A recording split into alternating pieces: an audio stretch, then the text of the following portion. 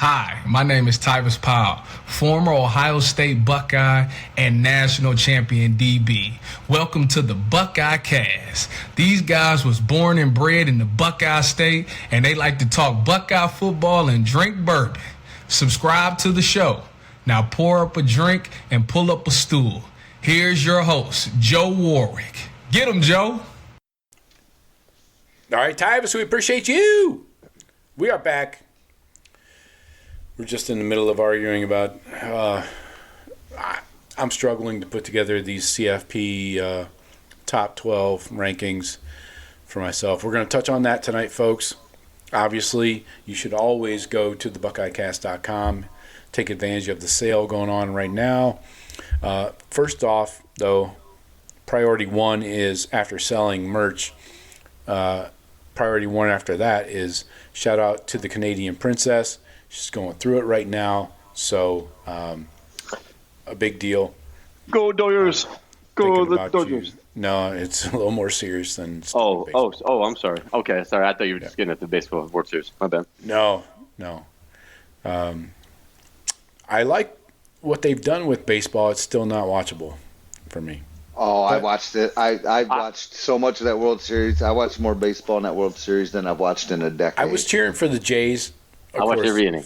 For the Canadian Princess, but also because I like the kids of the former players that, I was taking in fantasy leagues 20 years ago, right? Right. Fantasy baseball.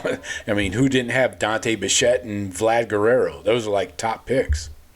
With my current station in life, I kind of side with the Japanese. And I don't want a Canadian team winning a World Series and Canucks winning the World Series.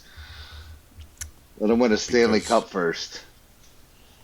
Oh, for career aspirations, I get it. Nice. Although you are and I'm a big time Otani slap myself, even though Yamamoto got the MVP. Well deserved. Yes. Sounds like a Japanese car company. Yamamoto.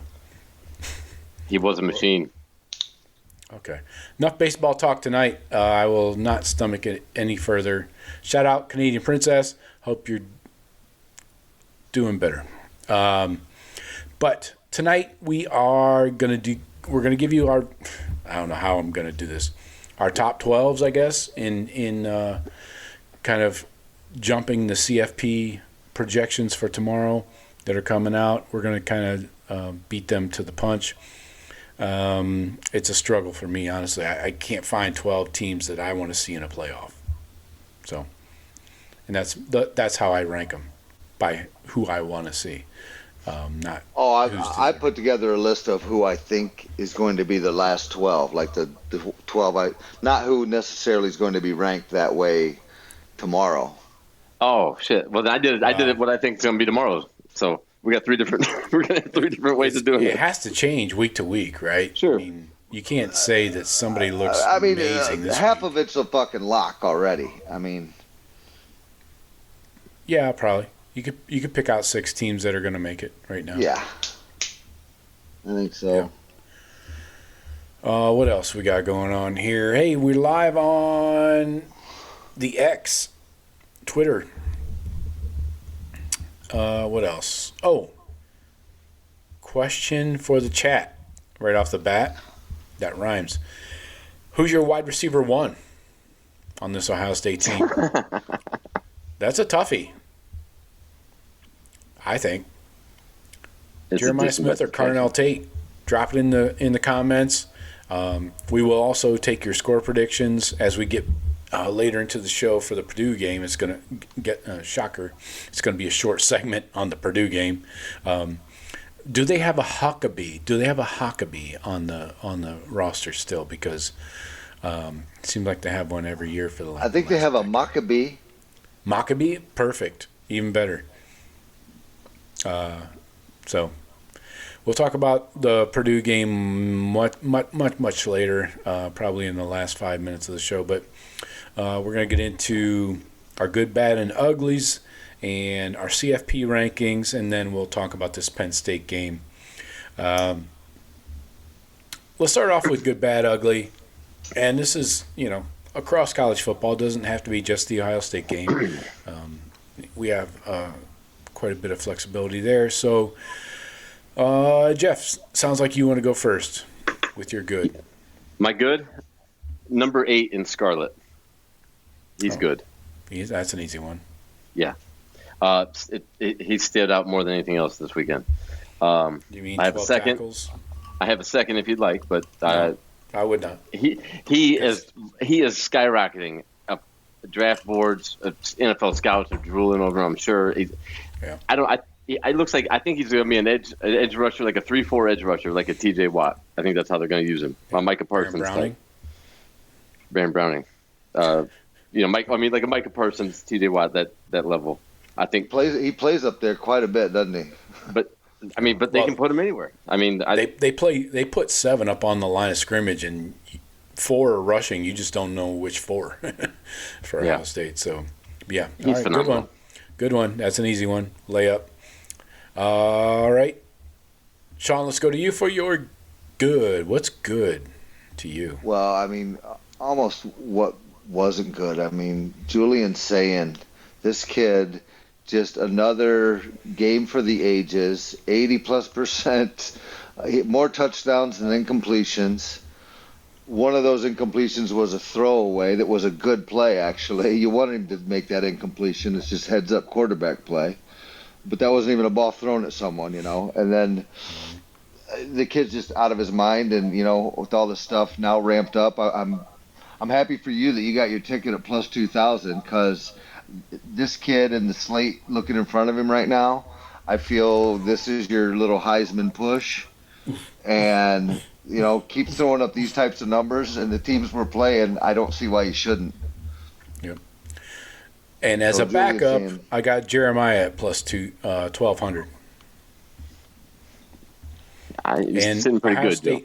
Ohio State officially launched the Heisman campaigns for those 2 players. They launched websites, and that's probably the end of it. I'd like to. It'd be nice to see them both on stage in New York. Oh yeah, yeah. But I don't think Smith could win it without Sayin winning it, unless Sayin just kind of tanked, except throwing to Jeremiah Smith. Yeah, yeah. All right, for my good. So Jeff had Arvell. Sean had Sayin, easy layups. There's 2 receivers I could easily take. Yeah. But honestly, I got to go Kenyatta. He's taken a lot of guff. He's taken a lot of shit on this show, honestly, over the years. Deserved shit. Well, yeah, he has. He just hasn't. He hasn't gotten the opportunities till this year, and now he turned into JT Tuimoloau against Penn State, right? Yeah. He lived in the backfield. What do you have here? I got him down for 8 tackles. Well, these stats have to be incorrect. That's not right. Hold on. Defense. Kenyatta. I got him for 7 pressures on the quarterback, 1 sack, 2 hits on the quarterback, 4 hurries, and a batted down pass. 4 tackles, 1 assist. Kenyatta Jackson living in the backfield. Who knew this was possible? And that was a Penn State O-line, right? I mean, this is one of those talent-equated games where you should be going up against, other 4 and 5 stars, right? We talked about it last week. Penn State was up close to, 70% blue chip ratio? 68 maybe? Yeah, they got dudes. And O-line was a strength. O-line was one of their strengths, too. Yes. And so I got to go Kenyatta. I mean, mainly because he kind of told us to go fuck ourselves. Not in so many words, but by showing up, having a game, against a good opponent. He didn't do it against, a Northwestern or a Purdue. He's doing it against a good quality opponent. So props to Kenyatta. He's my good. You could have easily given it to McDonald. What a game he had, too. Just, Sure, stuff in it. What a season that kid's having. Oh yeah, K-Mac, definitely. I mean, you could go a lot of directions, but so let's switch her up and go to the bad. Jeff, back around to you in a little circle jerk fashion for your bad. I've been going back and forth. I've got two that have stuck out in my head. I'll go off the board. I'll say the Wolverines' passing attack. Oh, that's a good one. No bueno. Really, I was going to go that direction, kind of similar. Oh, I should have gave you that one and took my second one because I like my second one too. Well, that one was in one of my rotations for the ugly. I moved it on. It's on both. It applies across the board. Yep. If they can't run the ball, they're fucked. The thing is, they can run the ball, and that Marshall is an absolute beast. Just like as long as they can, if they can break off those big runs, the big plays, yeah, they're good. But some teams they can't do that against. That dude runs hard. I'd take him in our backfield. I mean, he should have been in our backfield. He was actually. He was going to be. Yeah. Fucking Alfred. Traitor. Anyway, I got to get this question in there for the chat as people are popping in. Hey, answer the question down there on the bottom of the screen. Who is your wide receiver one? Just kind of it's an opinion-based thing, man. It's like Sean once said, it's an opinion show, fuckers. He was loaded that night, I'm sure. Bad, Jeff had Michigan passing game. Sean, what do you got for your bad? I'm going to go with the Ohio State running game. You had the Donaldson fumble, which immediately turned into points. You take away the one long run, which I know you can't take runs away, but let's just play along with me here. You take away that one long run of 51 yards, which, by the way, should have been a 70-yard run. He just doesn't have the breakaway speed to take that to the house. And you take away that run, and we average 3.6 yards a carry. And it's not good enough. It's not good enough. Well, it hasn't been all year, and that's our weakest room, running back room, and we feel like we're missing just one piece on the O-line. Those are the only things that really got me concerned about this team at all at this point. Our running backs and a guard. I agree with the lack of explosiveness. Travion, easily a touchdown. I love that they're playing all four of those guys. I don't. I hate that, actually. Nobody's jumping off. You don't think Bo Jackson and Isaiah West are jumping off? I think better than C.J. Donaldson. Joe, I like what you said. I don't mind playing all four right now, but I definitely want to see more Bryce West and more Bo Jackson. Bryce West might be the most explosive Isaiah West. Sorry. Bo Jackson. You saw that there. Some of our running backs in the past, that's an easy touchdown. They're deuces gone. He's not as explosive. J.K. Dobbins is scoring on it. And I don't think any of them have shown me any vision either. And I'm with you. I'd say keep giving Isaiah West some carries in there too. You've got 3 weeks. You've got 3 weeks to really figure it out. And we're keeping everybody healthy right now, though. Right. But we need a short yardage back, and these young guys are not showing the ability to do that. They tried with Bo Jackson. I think it was inside the 10, inside the 5. He got some carries down there, and he can't punch it in. They all run right into the guy's back. None of them got any vision that I've seen. Yeah, well, I got to give some props to James Peoples. He actually had 3 missed tackles forced. He led the team this week in forced missed tackles. So props to him. I've been banging on him for running into contact. He did not this week, but everybody else was. Yeah, he looked good. So, he looked good. Let's see. All right. So for my bad, I had something queued up here from the other. Oh, there you go. There it is. The SEC football. Have you guys watched SEC football this year? A lot of it. Georgia struggled to beat Florida. Florida doesn't have a head coach currently. You might have forgotten that. Along with half of D1. Yeah. Kind of, yeah. What else here? Look, just scrolling. Oh, Texas. Now, we do need Texas to be ranked, and thankfully, their logo will get a lot of votes. Just the logo alone, right? They're chugging along, yeah. We don't need Texas to do shit. What are you talking about? It looks good on the resume. I'm talking resume because this year the CFP committee, CFP committee has strength of record and strength of schedule as metrics they're taking into account. This is the first year they're doing that. That's for those 8, 9, 10 teams. That ain't for where Ohio State's going to be. Okay, buddy. As long as we don't take a loss. So anyway, I'm just going to say for my bad, SEC football, blanket statement, you should not need to go late in the game and give up. Oh, Texas gave up 21 points in the fourth quarter to hang on to beat Vandy. That shouldn't happen. Are you telling me you think the Big Ten is nearly as good as the SEC this year? SEC is a lot better than the Big Ten this year. No, you're high. Are you high right now? Big Ten is top heavy and has 3 Jeff, teams. is Sean high right now? The 7th team but that doesn't in the matter. SEC would destroy Illinois and Michigan.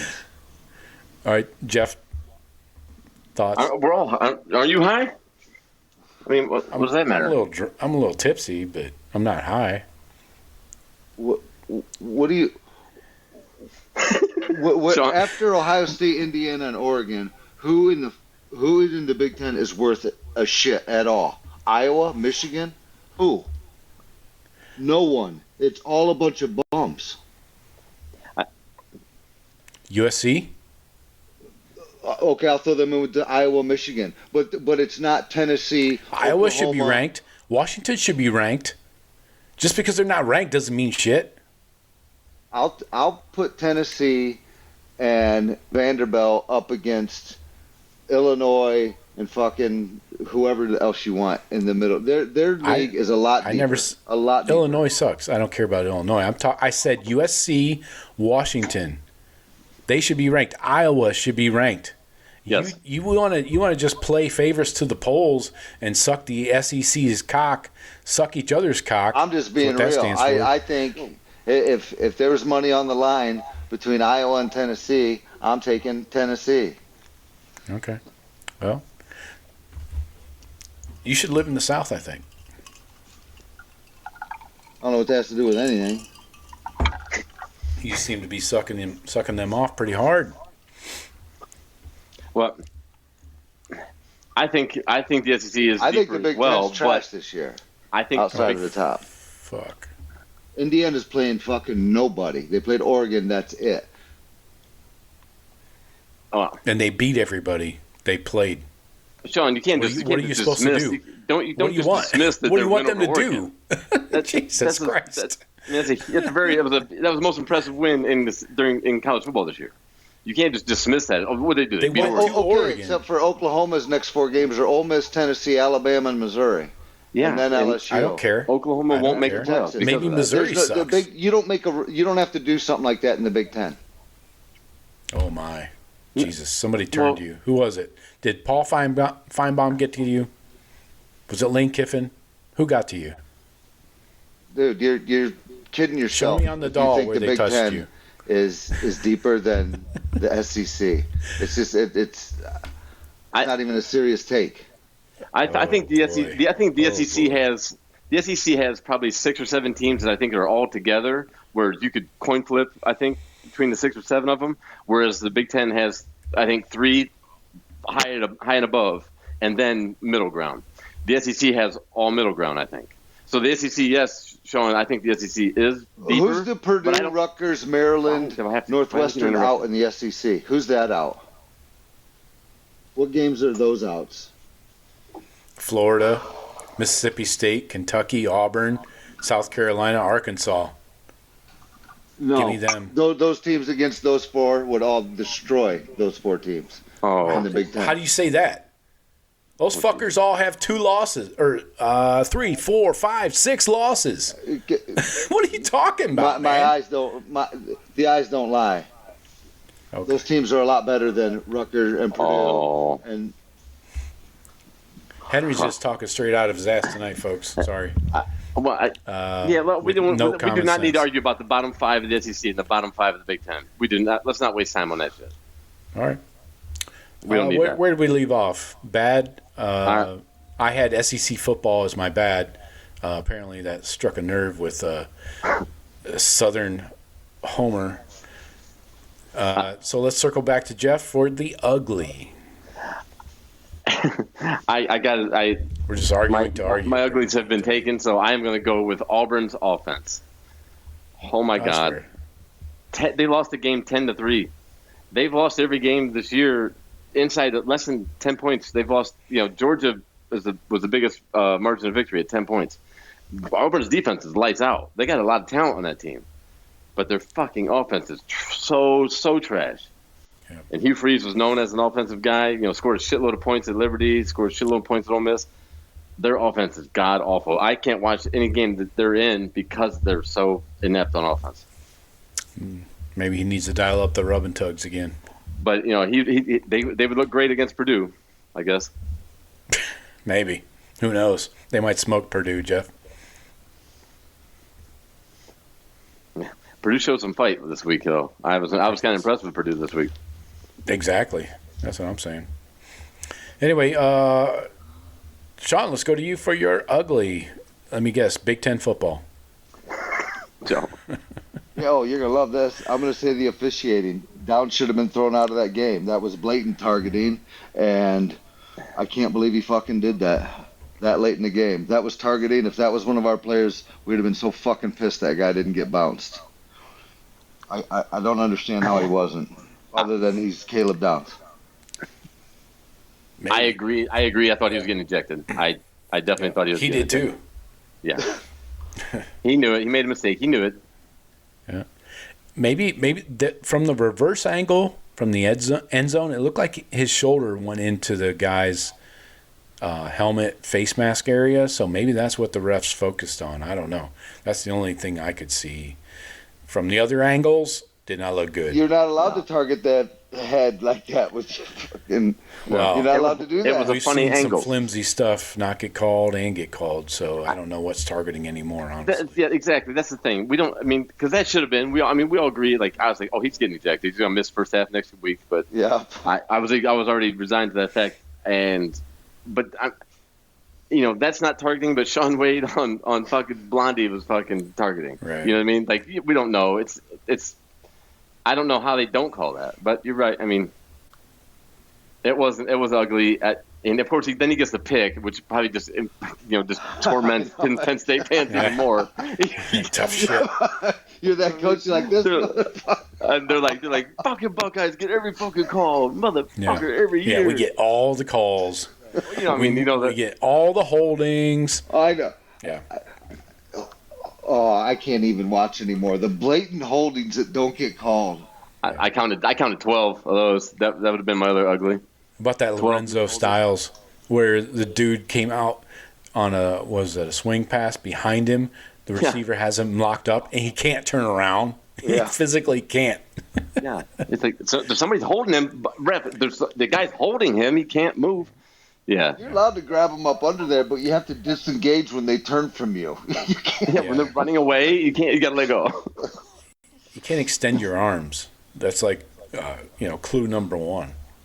When their hips are turned one way, but their shoulders are still the other way, you're kind of fucked. I saw Atkinson get held. I saw Kenyatta get held a couple times.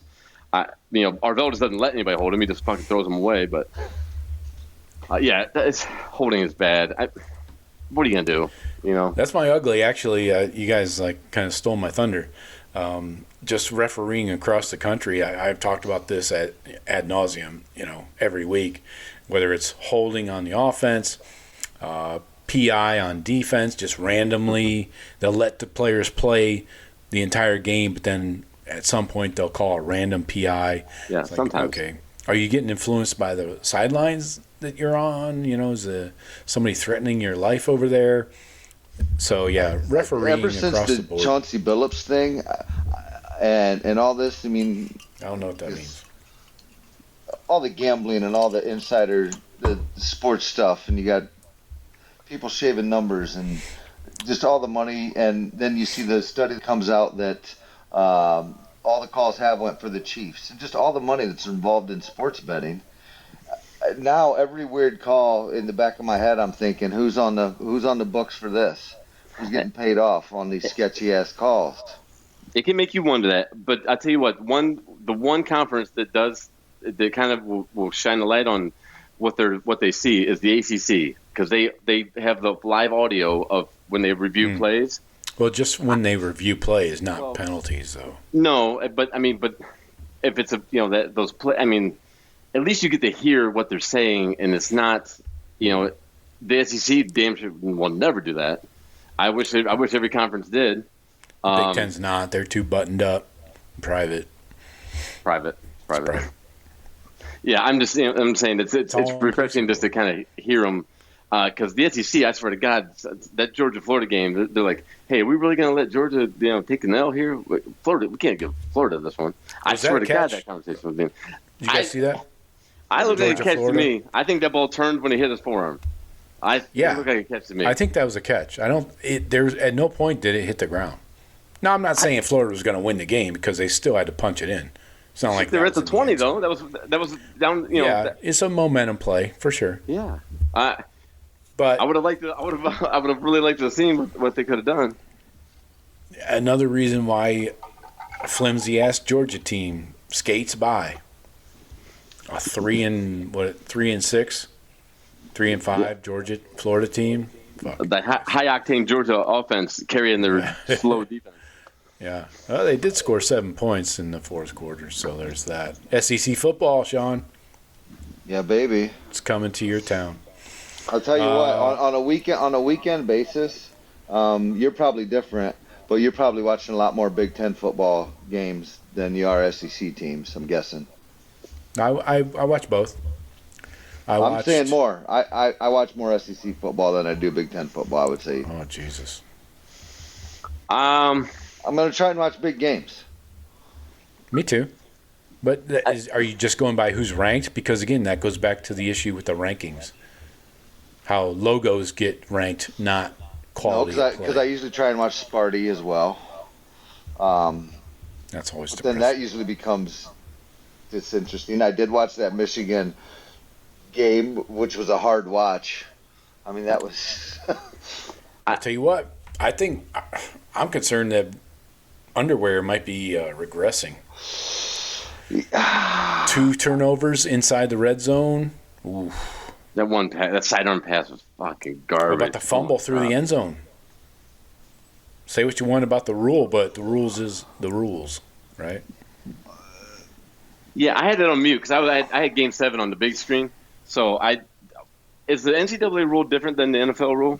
No, it's exactly the same. Touchback. Okay. Touchback, 1st and 10 on 20, right? Yeah. It used to be a safety, wasn't it? No, if it goes out of the back of the end zone, right? If your own end zone, not safety. If you fumble it through, it's still a touchback. Right. If you step out, like a running back or a punter, if you step out of the end zone, that's a safety with the ball in your hands. Well, of course. I don't know why I was thinking that if you fumble going into the end zone, you fumble and it goes out the end zone, it's a safety on you. No. Okay. But yeah, 2 big turnovers there through that pick in the red zone. I don't know, man. I'm not impressed with underwear.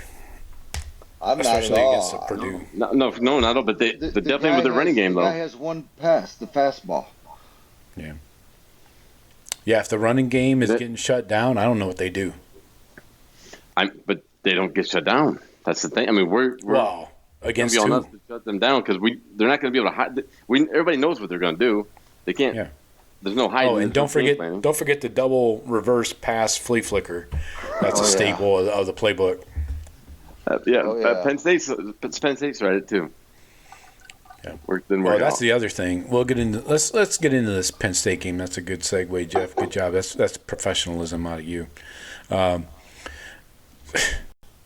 So Penn State, man, Kotelnicki's definitely getting fired. I don't know. Maybe the next head coach will keep Jim Knowles. Hit the bricks, pal. Yeah, exactly. 3.1 mil. Are you getting your money's worth with that 3.1? I doubt it. But yeah, they busted out the playbook. You had these unbalanced lines. You had the student body left for a touchdown. All the things and all the stuff. Buckeyes rolled, though, 38-14 going away. Buckeyes rolled to 8-0. Cover City. National title still in the clear windshield here. Ryan Day called it a complete win for the first time this season. That's hard to argue, I would say. Julian Sayin finally got his, I guess you could call it, Heisman game. You kind of, in November, you have to start launching that shit. 20 of 23, 316 yards, 4 touchdowns, 0 sacks. That's a credit to the O-line, which we will talk about with some PFF grades. Not so great. Anyway, completed his last 11 passes of the game for 206 and 3 touchdowns. 11 in a row, 206 and 3 TDs. Show me your TDs, ladies. Anyway, this was the number 5 ranked pass defense in the country, by the way, guys. Didn't look like it, did it? No. Real nice. Exactly. Yeah, I think we could have thrown, if we thrown the ball 60 times a game. I think we threw the ball 60 times. I think we could have scored 60 points. I mean, I think we could have done what we wanted to at will in passing the ball. Yeah. If we were just abandoning the run. No, they're soft. Jesus. I mean, they got pros there too. I mean, they said AJ Harris, 5-star kid. He's projected pro. I mean, they got safety. They got the edge rusher, D-line.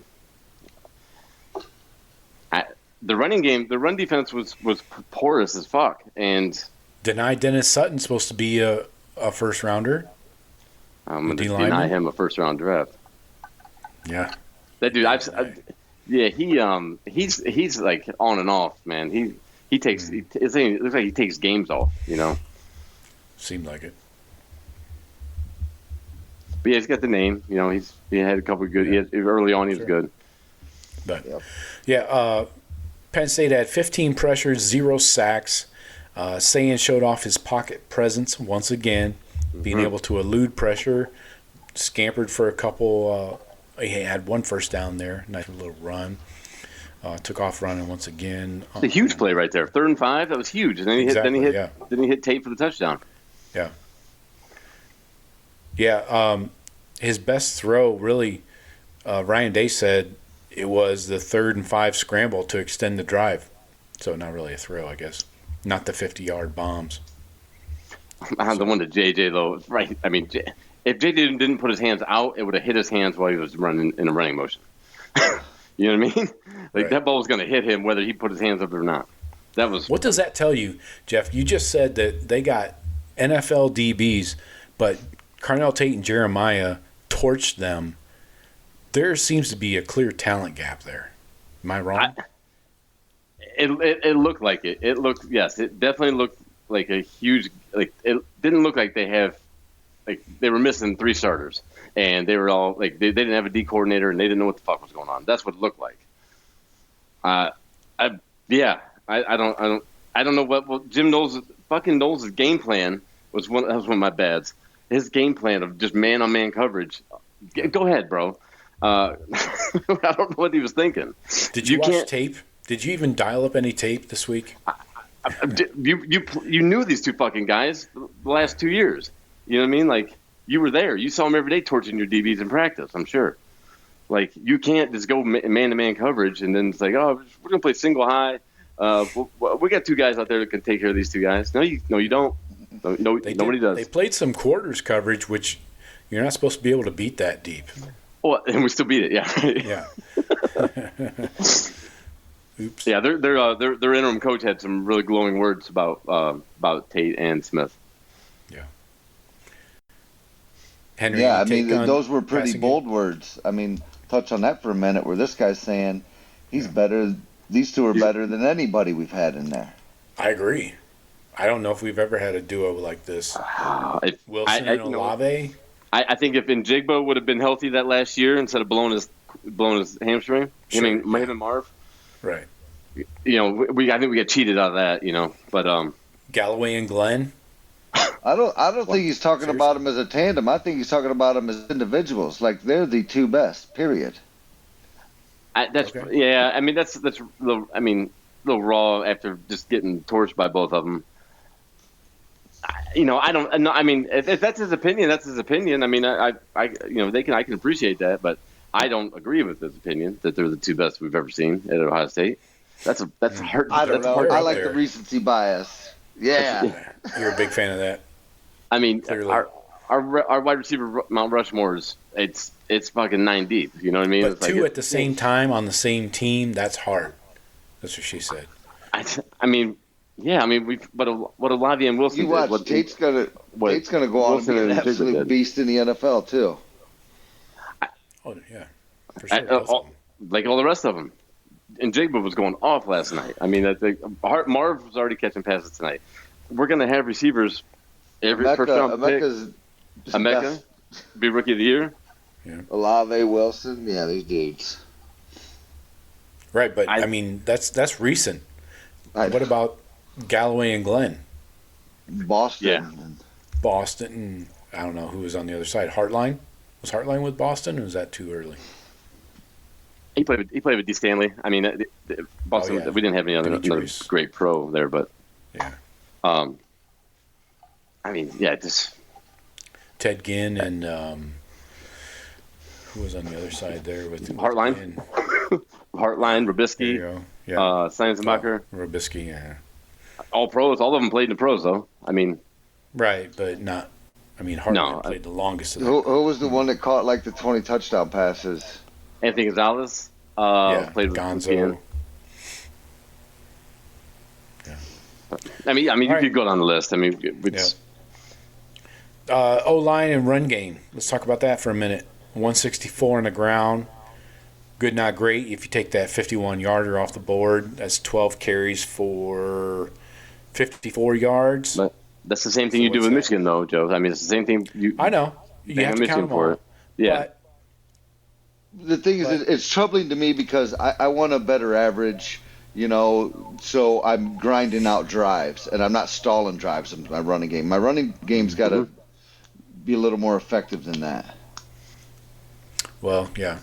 When you can throw a 40 or 50-yard touchdown pass, that really negates the running game. I mean, started off the game 11 plays, 89 yards for a touchdown, first drive for the Buckeyes. Then another 11-play, 71-yard drive ended at the Penn State 4. We decided to kick a field goal. Yeah, we decided to kick a field goal from the 4. Then a 6-play, 75-yard drive, touchdown. You had the fumble before half, then half. Then a 5-play, 75 for a touchdown. 7 plays, 84 yards for a touchdown. 4 for 17 punt, 2 for 62. I hated that 4 for 17 punt. The play calling and that run on third down was just so pathetic. Yeah. Especially when we're throwing lights out like that. It's like, just put them away, because I mean, they're kind of already away, but one more does it. One more, and now you can bring the backups in. Yeah, it's like you're saying when you run on third down like that. It's like you're giving away the possession. Like you're already saying, we're gonna play it safe, not risk anything. We have the ability to risk whatever we want to, whenever we want to, with a team like that, or anybody we've seen so far. Yeah, O-line. Talking about the O-line and the run game and pass protection both. I don't think Shabola was our worst. As fuck. Oh yeah, clearly. I don't think he was he our worst though. I saw. I got the grades right here. See that PFF though, it's not everything. Well, it's a tool. It's a tool. You're a tool. You're a tool. Thanks, man. But I didn't see that coming. the full execution of each play, and I got to get more understanding of exactly how they're grading what they're grading. Well, they don't know the play call and the assignments. And is it how good you execute the play, or is it like? But if you're measuring everybody by the same tool, at some point it has to have some legitimacy. I'm not saying it's the only thing you're right. you I judge agree by. I agree. But if you're gauging the other offensive linemen by the same tool, then there's some, validity to it, I guess. But unless that tool is one team runs this type of offense where those guys always look like shit because it ain't the metric they're looking for. I don't know. Yeah, but we've had linemen grade out as champion that PFF grade says that they're just above average. So I mean, right. Exactly. So that tells you there's assignments that aren't picked up by, a PFF system because they don't know plays and the assignments. But you're right. It is a tool. It's a baseline. You can kind of look which if they grade 5 guys, which one was the worst. Tell me their run blocking sucks though, because it doesn't look great to me. Yeah, run blocking's been terrible all year, honestly, across the board. Serveld really is the only consistent one, and this week he was the best. Once again, Tegra, one of the worst. Hinsman down there. Everybody other than Serveld was under 61. That's out of 100. Jesus. Yeah. Christ. So, D's nuts. Pass blocking, Montgomery was better, but I saw Montgomery whiff on some run blocking. I saw Hinsman get that freshman guy, the freshman safety ran right past Hinsman. Yeah. Julian Sayin helps those guys out a ton in whatever stats they're keeping. Not that he's the big scrambler, but his pocket presence and his side steps and just sliding and shifting. Yep. I mean, he's so smooth on that stuff, and with that quick release, that's the thing. He helps himself, no doubt. Yeah, Penn State, like I said, had 15 pressures, 0 sacks, because Sayin made him miss. He evaded the pressure. He has that sixth sense that quarterbacks need to have. Je ne sais quoi. Feel it. Yeah. I mean, but you said 15 pressures. So, like 15 pressures. We allow 15 pressures to, some dynamic edge rushing, some dynamic pass rushing defenses. Right. We're gonna be in trouble. If we allow 15 pressures to A&M, they're getting sacks. A&M's monsters with that shit. So 15 pressures on the quarterback you're making your quarterback work too hard. Yeah, definitely.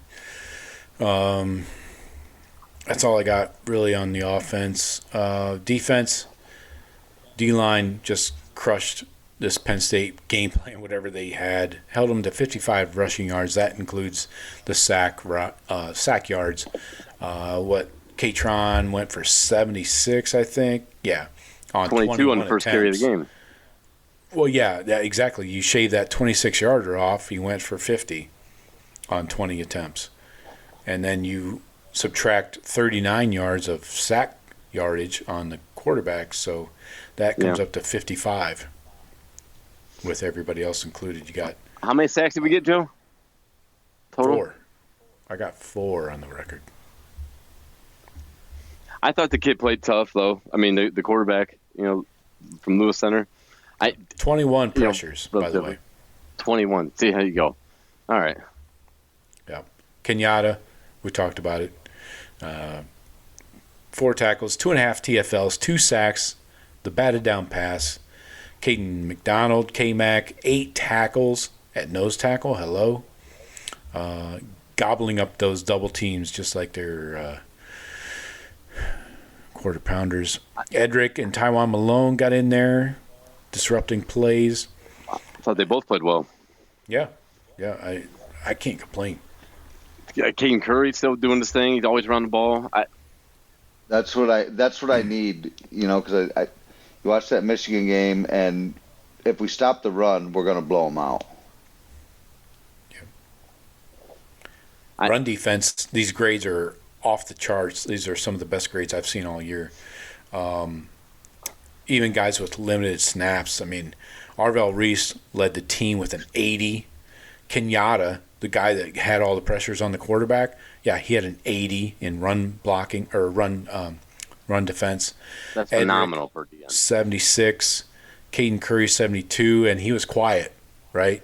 Caden Curry was pretty quiet this week, but still a 72. Sonny Styles a 71. K-Mac a 71. Taiwan Malone, he had 35 total snaps. That's a lot for him. Who had him surpassing Edric Houston? Who had that in their bingo card to start the year? I don't know. Yeah, I mean, Edric had a total of 20 snaps. I mean, I know health has been an issue, but Taiwan Malone, we thought him as just a depth piece. He makes impact plays. And I'll tell you, the surprise of the year on the D line for me is Will Smith Jr. This week he had a 66-3. He had 17 snaps. He was solid. I can't makes play plays about the guy. there. He had a pressure, and while being held, you see that? He was on his knees being held, and he got to the quarterback and forced a quick throw. Larry Johnson's he's still at still at the top of his game because he's got those guys all humming. Larry Johnson's been rejuvenated to a degree. Joe, we picked up 2 transfer portal DNs. One of them we haven't even seen on the field this year. Logan, yeah. Yeah. I totally forgot we had him. Because he hasn't played. But he's coming from Idaho State, You see Zion Grady, freshman. I see him in the field on the field more. Yeah. Yep. My guy Johnny C up there in Alabama, he comes from the same neck of the woods. Nick of the Nape. Yep. Bo Atkinson still not doing much. He did get a pressure this week. Speaking of transfers, but tell you what, man. Nobody gets exposed. Nobody comes in and gets exposed. Right. They might not make impact plays, but they're not. Nobody's getting like just mauled and ran over and opening a hole or nothing. Yeah. So we were concerned about D-line, right? That was one of our concerns. D-line and running back depth. Yeah, depth. But depth was the biggest question mark. Yeah. Yeah. Penn State O-line struggled pretty badly, and from what I listened to, have you guys? Do you know Landon Tangwall? He's a recent Penn State O lineman. He has a podcast now. He's pretty smart. Gives a good breakdown, and he does like all of the Big Ten, not just Penn State, but he was talking specifically about the players looking unmotivated. Not happy with the play calling, schematic frustrations from their offensive coordinator and stuff. So, we talked about that too. Like we thought there's something's going on in that locker room for them to lose 0-5 in the Big Ten for a team that was preseason 3, right, or 2. I mean, it's ridiculous. Yeah. There's something's going on there. We'll talk about the coaches here after we get through the rest of the Buckeye defense, but the linebackers took over. Again, Arvell Reese, 12 tackles, 2.5 TFLs, a sack. Yeah, this guy has to be an All-American if they handed him out right now, for sure. We could have 5 first-team All-Americans, I think. Yeah. I could see us getting 5. Easy. I got some clips I got to dial up here before we end this what's segment. The record? We ever gotten more than 2? 2 what? All-Americans. All-Americans in 1 year? I don't know. Yeah. That's a good question. Yeah, when we had Pace and Eddie George and there was a 94, 95. What do you got to be? First team or consensus All-American to get a? It goes by publications, I think. Yeah, it's changed over time. Get a tree at Buckeye Grove. What does it take to get me a tree?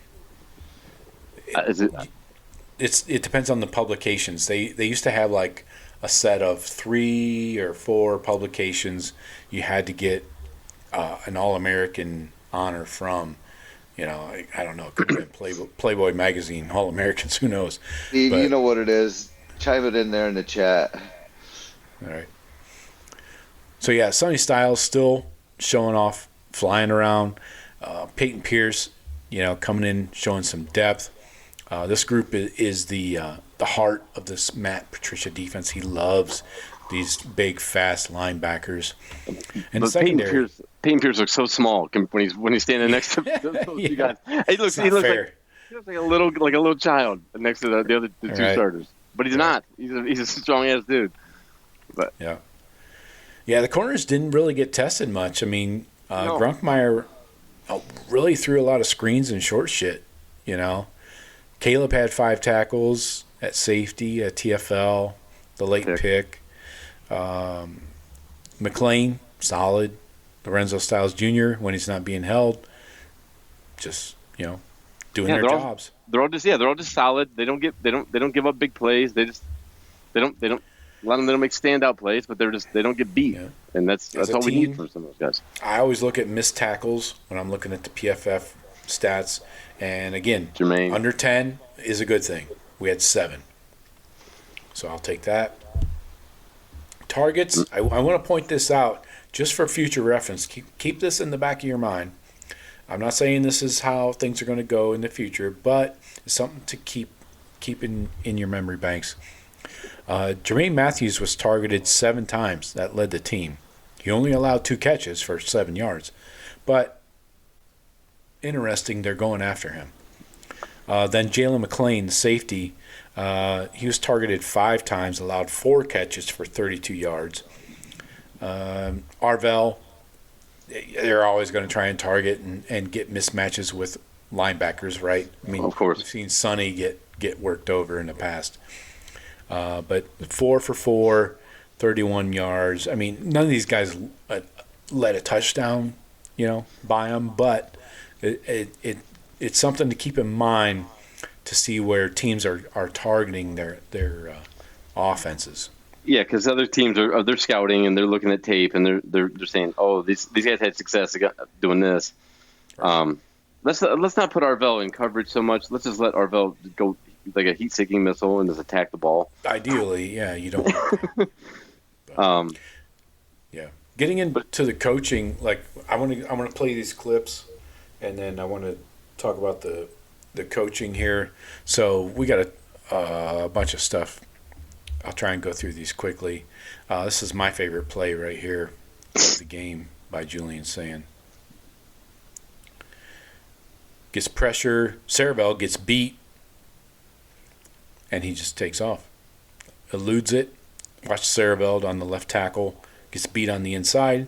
Sayin's like, okay. And then another guy comes at him and scampers for a first down. Yeah. And they only rushed 4 on that one. That's what's surprising is the O-line really had a struggle with that. But that was one of my favorite plays of the game. Yeah, it's impressive by Sayin because we haven't seen a lot of that, him being able to elude. And that was Sutton. That was the first-round pick that Penn State has that he just shook to the side. Impressive. Yeah. Let's run through some of these bombs. Let's get aroused. Here's the shot to JJ. Bang. 2 guys on him. I think that was quarters coverage, Jeff. Can you confirm? Correct, sir. All right. Safety was late getting over the other safety. Jesus. Why are you late to get to Jeremiah Smith? Why are you late? Why does it look so easy? Yeah, right. You didn't know what the fuck this guy's capable of? Why are you late to get to him?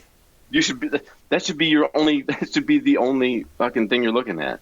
Hey, where's 4? Where's 17? Oh shit, 4's coming. Go to him. Yeah. Here is Carnell. That's single coverage right there. I can see that. Yeah, and we should throw that ball every time. I like those guys against anybody's single coverage. With Sayin's accuracy on that deep ball. Yeah, and the ball skills of those 2 receivers those aren't 50-50 balls with either one of them. Yep. They're 70-30s and 80-20 balls. Yep. I mean, here's another Tate.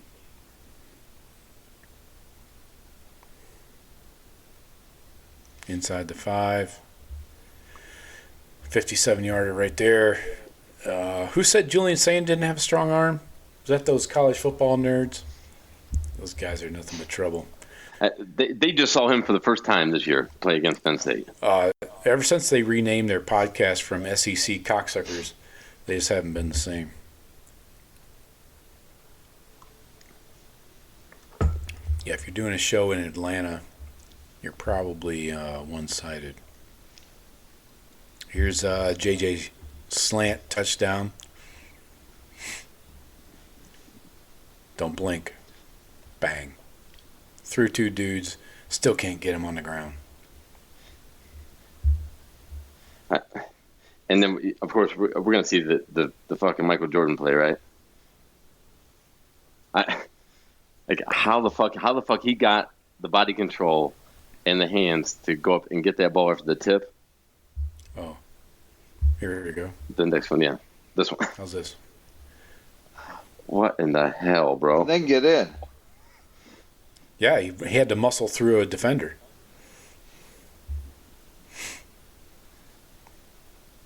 Snatch. Number 4 is like my children.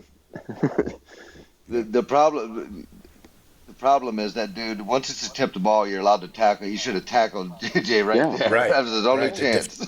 The defender usually does, especially if they're experienced. And that's the thing. I mean, it's Penn State's defense. Like this isn't. These guys aren't like first-year starters, and like they don't have good coaches. I mean, it's fucking Penn State still. Yeah, they didn't have their coach. Yeah, they didn't have their quarterback. But that defense was not missing anybody except an inside linebacker. That play was fast though. That ball was cruising. It just no, but no. How many receivers are making that play though? I mean, honestly, how many receivers in college are making that ball? Just Carnell Tate and him. Yeah, I mean, right? Our 2 guys. Good versus good. Very good wins. I mean, that's Jeremiah's Heisman moment. You know, like you get No like wonder those Heisman moments. So pissed off. He has to go against these guys all day in practice. Like this, Yeah, I know. this is why he's got an attitude. Like this is bullshit. I guarantee you that some of the shit talking he says is probably like, yeah, y'all are my fucking spring break. I got, I go to war every day in practice. You guys, he's telling these wide receivers from these other schools, like, shit, you guys are on fucking lunch break, man. Like you're like the scout team. And Joe, when you said Matthews got targeted, Yeah. Jermaine getting targeted so much because IGB is a shutdown corner. Right. I didn't even see IGB make a play this game because he didn't get the ball toward. Right. But what'd you say? 7 targets, only 2 receptions. I'd like to go back on the year and see if that's a theme that he gets targeted. Keep track of that, going forward I can tell you that on those targets. thus far. I mean, if Here's a corner, Julian Sayin highlights you're watching right now. Yeah. Yeah. Was it 3 incompletions, Joe? Is that right? Yeah. He was 20 and 23? Yeah. He threw one behind. I don't know if it was Ennis's fault or his. Yeah, I mean, So I total feel like targets. Tate or JJ would have known and caught it, I think. And one was a throwaway. I can't remember the other incompletion. we're talking about one pass in the game. The other 2 guys would have caught it. Our third receiver, he couldn't come down with it. That was the most targets that Jermaine took in one game. He went on the season so far 4 against Texas, then 1 against Grambling, 2 against Ohio, 4 against Washington, 2 against Minnesota, Yeah. 4 against Illinois, and 2 against Wisconsin, then the 7 against Penn State. So maybe Penn kind of State an was just outlier trying to there. try. Maybe Penn State was just trying something new. And oops, that doesn't work either. Yeah. next theory. Yeah, if you target a corner, the rest of the defense is so good that they got to target somebody. I mean, they had to throw the ball to somewhere. But none of them. There's not a good option to throw the ball, but you got to throw it somewhere. I mean, Here's your weekly Arvell Reese highlight tape. oh Jesus, this is fucking disgusting, man. What? That kid's like, what the fuck, man? 8 is always in my face. Man, he got down that And line. then you want to throw a screen? Okay. He'll hawk you down. Boom. Smack. How do you not have a lineman like going to 8 every play? Like a guy's, he's got to be accounted for every play, or he's going to do that. Just run to the ball and make the play. Watch him go against that left tackle. He just blows right by him. Oh, this guy's a pro too, they say. Yeah, well, then he fights off that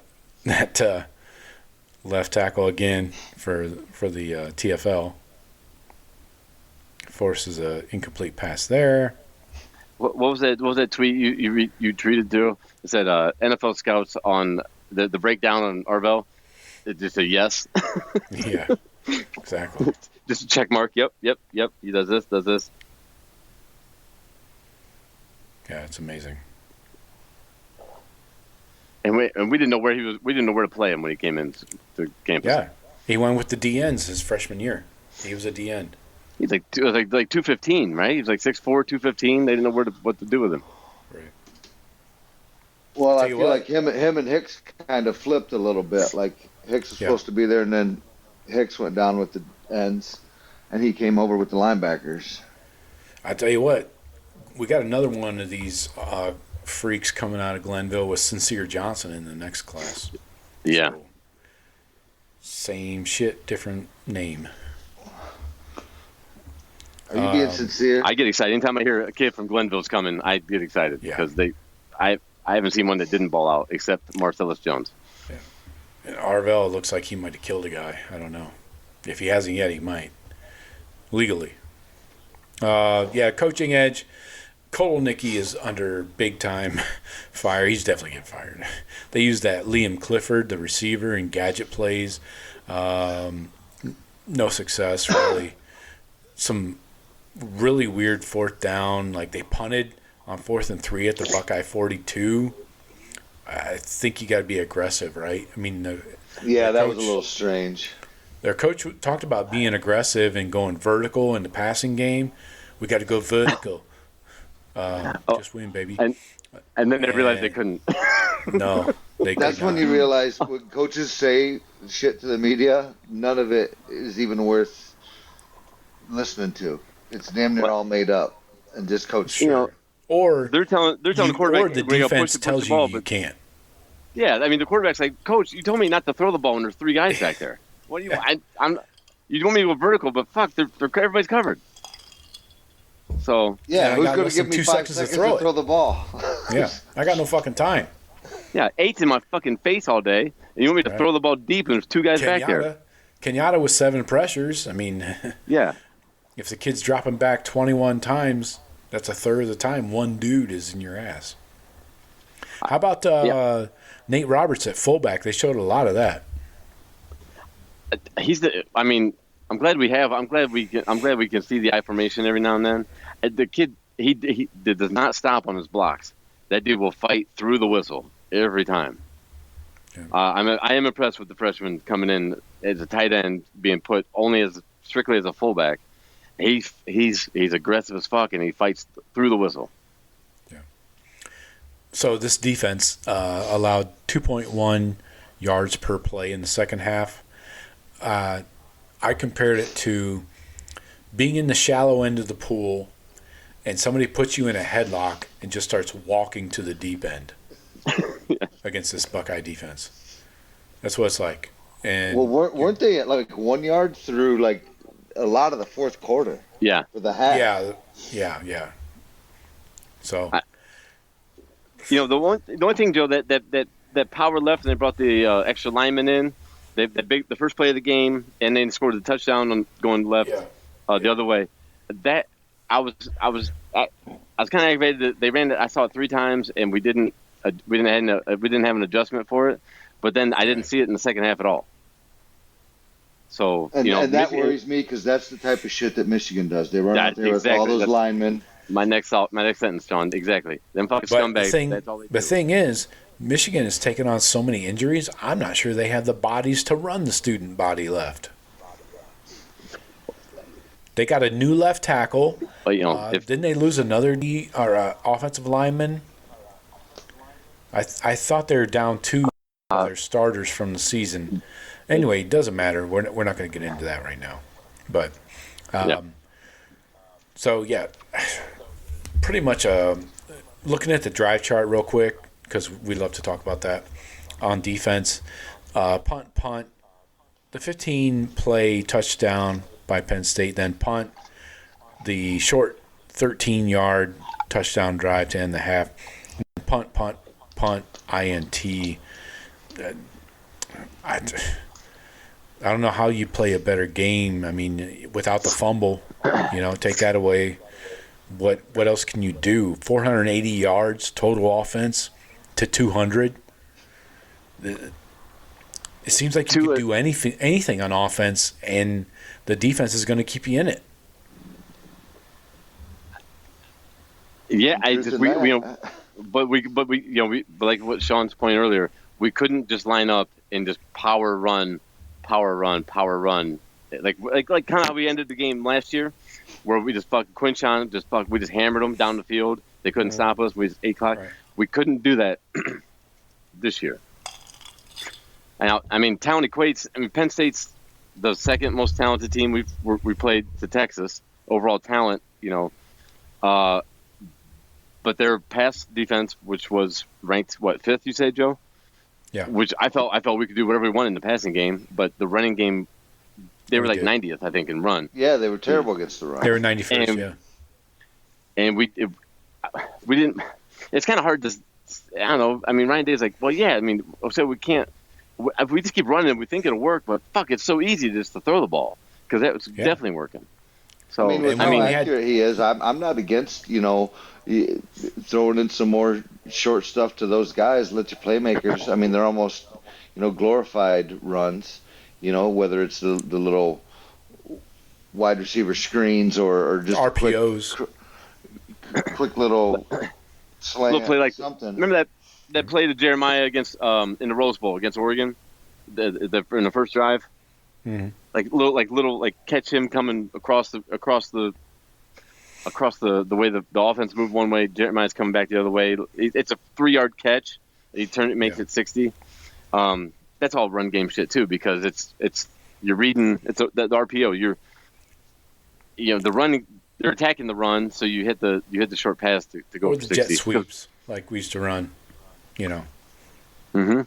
We don't run those anymore for whatever reason, but those are run plays basically. But I mean, we had 10 drives total. 2 of them were end of game, and the other one was end of half. So we only really had 8 drives of the 10. We scored on 6. 1 ended in a field goal, and 1 in a fumble. So, red zone. Also, I wanted to point out we were 5 of 5 in red zone drives. 1 was a field goal. And everybody's up in arms about the kicking 1 field goal. Penn State is still a good defense. I mean, they do have players, but at that point, I think it's not just the running backs. I think it's the play calling too. We don't throw any jump balls or any of those back shoulder fades really to Tate and Jeremiah when we get inside that deep red zone, inside the 8-7. You know what I mean? Right.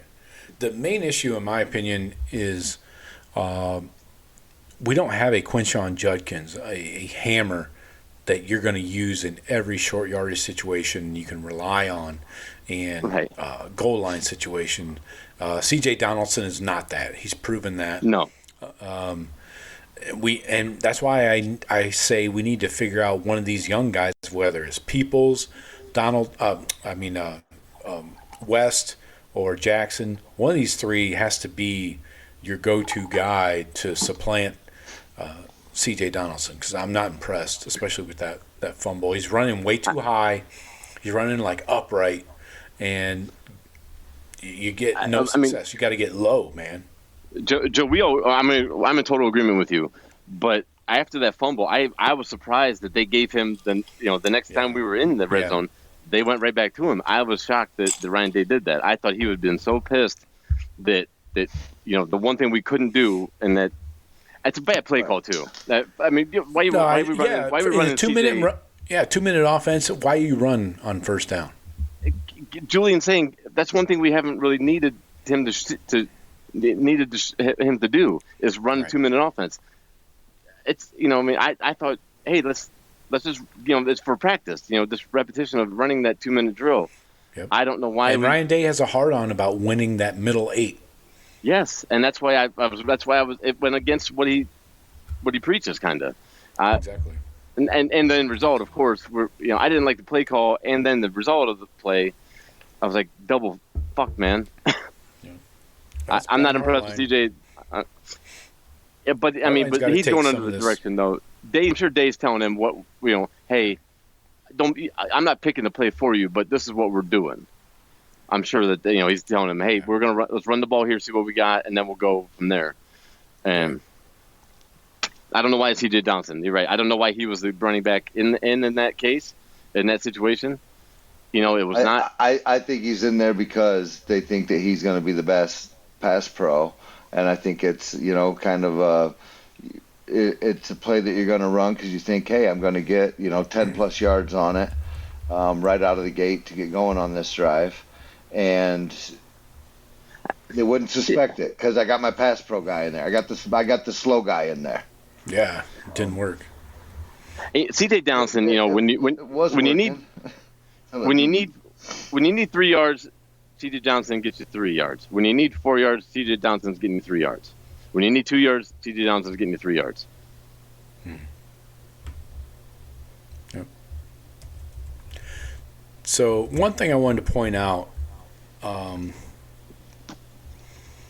is Ohio State is kind of doing this on purpose. We talked about this, I think. I know I talked about it on the daily blitzes, but the limiting yourself in the number of snaps and number of plays per game. Have we talked about this? We haven't, but you sent a text about it. I'm so glad you brought it up because I did want to talk about it because I think it's amazing and brilliant, possibly. And I used to be on the one that said, let's blow them out. We've got all this talent. Let's run the most plays of anyone, and then we'll have the best stats of anyone. But I think this is so smart. So, yeah, go into it, Joe. Yeah. So, for example, we had 55 plays this week. I just pulled up the stats, college football stats, of number of plays total by every team in the country. I couldn't go back and find the tweet that I sent you guys yet. But so the point is, you've got teams like Tennessee, Arizona State, Texas Tech, Ole Miss. These are like serious, CFP contenders, right? These guys have over 650 plays total on the season. Okay, those are the top teams in the country with the most plays. We are 129th in the country in total plays. We've played 8 games. A few of them have played 9, but still, you're looking at we're at 492, they're at 670. So that's a 200 play difference. If you average this out, anyway, the point is, I'll cut to the chase. The point is, when you extrapolate this out on average through 16 games, we will have played one less game total. We're going to need that with the new system and the long. Yep. I mean, to slog through it all. This is brilliant. I completely changed my mind on back when. Of course, this is back when they only picked 2 or 4 teams. Where hey, I need these style points and I need to blow people out to get in. Yep. Now that doesn't matter game anymore. And this is brilliant because the seasons are so long, and this sets up really nice for the Buckeyes. I feel like we can get up early on these next few opponents and even reduce the number of plays from our starters. Yeah. On top of that, and get the backups some good reps. Right. And that's the key. Actually, we started this. Ryan Day started this last season. He did the exact same thing. limiting the number of plays, limiting the snaps for everybody, keeping guys fresh. I mean, that it all plays into a long-term plan. Because if you look at it right now, if we're going 16 games, we're only halfway through the season. Yep. Right now, in week 10. I would like to see us make a switch though, where if we're behind or right out of the gate, we go real fast, and then once we get up, then we back it off and slow the pace down. Yeah, I think that's hard to do. Just suddenly go hard and then stop. That seems hard to do. If it's especially if it's something that you're just thrown in that week for a game, like say for the UCLA game, all right, we're gonna run hurry up this week. It's gonna look a little clunky. Because the guys aren't gonna be into that. Remember when Urban, he was wanting to run 70 plays with JT, right? Right, yeah. And it was a lot of that was hurry up, and it was just like clap, hand the ball to Zeke, smash into the line. Yeah, because what's his name was the OC. Goofy guy, middle finger at Texas. Herman, yeah. He was the one that implemented that up-tempo thing when he came from Iowa State. And it worked. I mean, we won a national title with them too, but we had all-timers with it on the team. But Ryan Day's it's a different game. If Urban Meyer was coaching today, he would have been like, hey, he probably would have been like, Herman, hey Tom, cool the fuck out. We got to play. We're planning on playing 16, 17 games here, bro. Yeah, we might have 4 playoff games. It just Ryan Day recognized it and saw it work. Saw what he was projecting.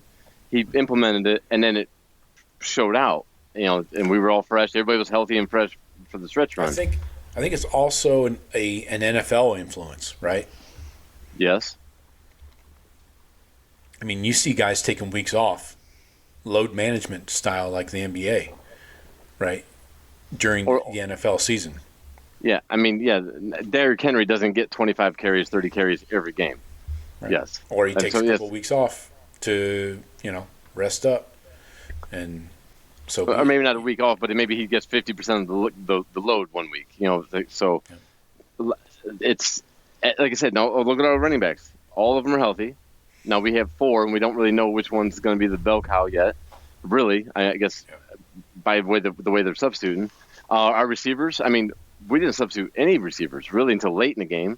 It was fourth quarter until I saw Mylan Graham. Right. But it's working. So nobody can be knocking our coaching staff for what they're seeing because it's fucking working. We're not scoring 60 points. We're not Signetti and fucking just trying to. If we wanted to score 60, 70 points on everybody, we probably could. Okay. But Ryan Day's thinking, he's playing chess, 4-dimensional chess.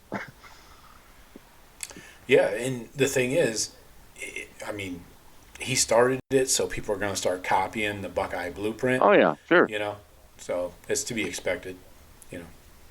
A lot of teams can't though. A lot of teams can't do. They can only do one way. I still feel in a big game against a big team that. End of November, yeah. I don't want to slow the game down. If I feel like I got the best team and the best players, I want as many opportunities to make plays as possible. I don't want to slow it down and only have 50 plays score a touchdown. I want to have 70 plays to score a touchdown. But the key is you need to be efficient. Efficiency is Ryan Day's point. If you're going to limit the plays, you're going to have to be efficient and make the most out of those. Like I said, what did we have, 55 plays this week? And we were at 8.7 yards per play. Exactly. And if Julian Sayin is throwing the ball 50 times a game, he's not going to be 80% completions. No. Right. So I'll take 23 for 4 touchdowns. Right. If you don't know, right, we don't know. We might get in a playoff game. But I think there's going to be I would imagine it would make sense that there's a ramp up. Now we're at the final 4 of the regular season, culminating that big fucking game at the end of November. I think I would imagine we see a ramp up in that leading up to the playoffs. And so in the playoffs, we can, if we need to throw the ball 50 times in a game in the playoffs, somebody gets up on our defense a little bit and we got to start chucking the ball. I think we're going to be ramping up to be able to be ready for that, ready to execute that. But I'm not nitpicking the way Ryan Day's running the team right now. We're fucking winning games and we're number one in the country. So I will adhere to whatever plan he has until we see it, shit the bed. And I don't think that's going to happen. Right. Yeah. Like last year, this is a great example. We played 16 games. We had almost 1,000 total plays. To compare, Syracuse only played 13 games. They had over 1,000. Clemson, 14 games, 1,000. Texas Tech, 13 games, over 1,000.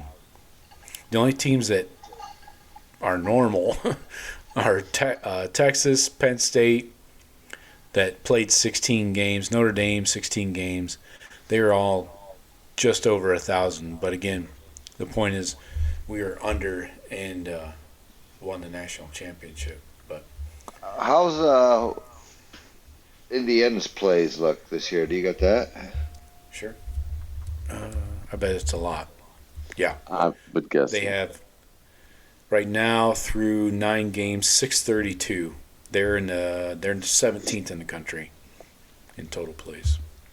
And Indiana does not have as much depth as even some of the other top 10 teams. They are 9. They have played 9 games though. Right, but we're 129th. I mean, if you want me to do the average, I can average that out. Let's see, 632 divided by 9. Get my calculator. That is 70 per game. And what I say, we are at 492 divided by 8, 61.5. So calculate that over a season. I know it's only 8.5 here in, game by game average, but over 12, 8.5 over 12 times 16 or 16 games, that's 136 play difference. For us, that's 2 games. Right. But all right, we didn't do our CFP rankings yet. We got to rifle through that. We got a few comments here. Let's do comments quickly. Stephen Cherry's in. You know that. He has an early prediction for the Purdue game, 48-3. I like that score. Oshinoko says, is Brian Hartline leaving for Penn State? I say no. If he's going to, right now would be the best time because we would get us off the schedule and they can kind of hit their reset button like Michigan did, dodging us in 2020.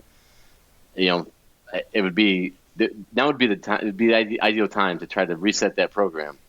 I would hate to see it. I don't feel he's ready.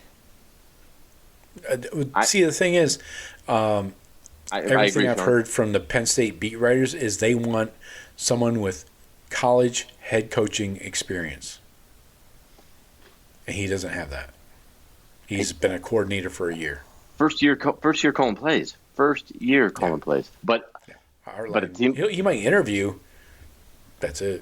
A dynamic recruiter, that Oklahoma though. State job or a Miami of Ohio job first, or Cincinnati, or You look at maybe like those guys that the guy at Georgia Tech, that Brett Keys, or the guy at South Florida.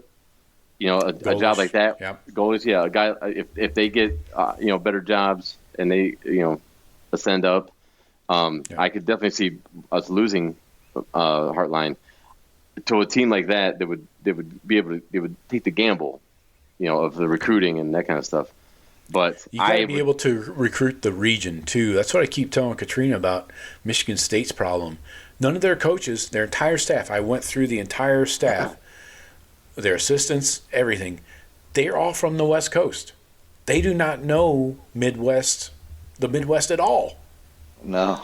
You cannot recruit to Michigan State unless you know Michigan, Ohio, Pennsylvania, Indiana. You got to be able to recruit the region. These people are coming from fucking like California, Oregon, just everywhere west of the Mississippi, really. And they have relationships with those high schools. You know, to be able to find those 3-star projects that you can turn into ball players, like what D'Antonio did with Michigan State. Yeah, I mean, he because he coached at Ohio State for so long, he was in with all of the Ohio coaches in high school. Anyway. Hey, Joe, real quick on the CFP rankings. Now, if we're gonna release the top 12, they're gonna release their top 12. Are they gonna have to put one of the group of 5 schools in that top 12 right now? Yeah. They'll have to. They'll have to show one, right? Okay. Yeah. Now there has to be an automatic qualifier for the 4 conferences plus a group of 5. Okay. 6, and now you're calling it. what I put together, what I think they're going to do tomorrow night. What I think the rankings will be tomorrow night. That's how I made my top 12. Okay. Let me finish these comments here. Okay. This is a great point by Stephen Cherry. Chaz Coleman, number 19, the guy that recovered that fumble by C.J. Donaldson in the Buckeye game, was watching how Matt P. and Arvell work, thinking, yeah, I'm going to the Buckeyes. He is from Warren, Ohio. I'm sure you heard it on the broadcast. But Chaz Coleman, number 19, look for him to maybe switch colors in the offseason. Stephen Cherry says, my first CFP ranking prediction. Cannot stop Stephen Cherry from making a prediction. I love it. He has Texas A&M number 1, Indiana number 2, Ohio State number 3. He says, adding fuel to the Buckeyes' fire. Did not see that coming. I could fucking see it. I could see it. These clowns up here on the radio are all talking A&M at 1. Oh, fuck me. What are we doing? Is there something in the water? But as much as actually, I can't question that. Yeah, because if they're giving them a whole bunch of credit for like the LSU win and shit like that, but I mean, is LSU really? Are they deserving of getting that much credit? That's how much If they're just not Notre Dame's their big win. But yeah. It was 41-40. Right. So yeah, I went with what I think the committee is going to do tomorrow night. That's how I made my 12. I got one more comment. Hold up. Okay. Stephen Cherry has one more. You can't hold him down. Handle Purdue quickly and pull your starters. Stay healthy for the stretch run. I like it.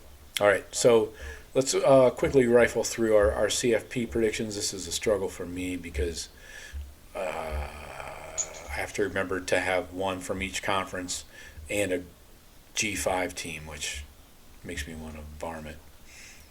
But Jeff, sounds like you're ready to go. We'll let you start it off, and we'll just pick at your lineup, probably. Okay. I see the committee tomorrow night. I see them putting Indiana number 1. I think they're going to that dominant win against Oregon. I think they got IU at 1, us at 2, A&M 3, Bama 4, Georgia 5, BYU 6, Oregon 7, Ole Miss 8, Notre Dame is 9, Texas Tech at 10, then Oklahoma and Memphis rounding out. Memphis, huh? I mean, they're going to be the highest rated or highest ranked group of 6 or whatever, G6, G5, whatever the fuck. 5G. Lamb to the slaughter. Not BYU? Or they? BYU's in Big 12. Yeah, That's they're. My bad. They're looking at See, this is where Big 12. I get tripped up because I forget who changed conferences and who's, not. See, tomorrow BYU's definitely going to be in. They didn't make my list. I think Texas Tech takes a Big 12 out there, and I think that might be the only one that. Or no, actually, I've got Louisville getting in with them. No, Louisville's ACC. I get it mixed up too. Yeah. But I got OSU, Indiana, A&M, Bama, Georgia, Oregon. Okay, those are all kind of the gimmies, I feel. And then another gimme here, Notre Dame. They're a gimme with what they've got left, 2 losses. So they're in. Then I got Texas Tech. I think Louisville. I think Ole Miss gets in. And then if it's not Louisville, Virginia might sneak in there. And then I'm with you right now, Jeff. They'll say Memphis tomorrow, but North Texas is going to squeak in there. They very well could. They looked pretty good. I saw a little bit of their last game. I realized that I did not put an ACC team in the top 12. Talk about I don't have an ACC team in there because I don't. But Louisville or Virginia will be in there. One of those two. It ain't the Kings. BYU's got, I think, Texas Tech and Cincinnati coming up after a bye week. I think BYU's going to dump. They've been sneaking by. Oh, I expect them to lose. Yeah, I don't expect them to stay undefeated. But just for them right now being undefeated, I think for sure. I think they take this. I think they're in sixth, right behind. Georgia, Bama are going to be 4 and 5, unless I don't think they'll slide Georgia down. I think it's still Georgia to them. Yeah, I'm like I said, I'm predicting what I think they're going to do, not what I think is. If they put in like Oklahoma or Texas, it's all rigged. I think Oklahoma. Now, how much credit are they going to give Oklahoma for getting beating Rocky Top? That's what I'm saying. Are they going to come in there around 11, 12? Is Texas going to sneak in? No, Texas, no, I don't think. But Oklahoma, yes. I think they will. College football wants Texas in that top 12. Oh, yeah, they do. Sure. That's why they've been ranked the entire season. And Texas still has Georgia to play. Texas still has Georgia. You know what? If they can find a way to get Michigan up there and USC, they're going to do that too. Yeah, no doubt.